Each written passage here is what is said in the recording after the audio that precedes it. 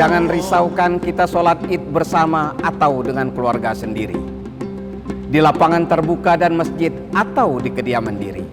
Tak perlu juga mengkritisi, mudi atau berdiam diri. Urusan ini tak perlu narasi, apalagi emosi. Yakinlah, Tuhan kita adalah Tuhan yang mengerti. Selama sebulan penuh kita telah berjuang untuk mendapatkan ridho ilahi.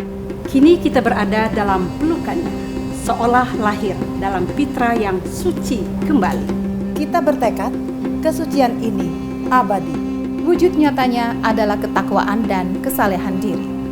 Masalah dan cobaan bukan alasan untuk menggugurkan kesolehan, termasuk kemenangan untuk mempertahankan kesolehan sosial dan kesolehan profesi. Semoga ikhtiar dan doa kita selama Ramadan terkabulkan di hari yang fitri. Kami, pimpinan dan karyawan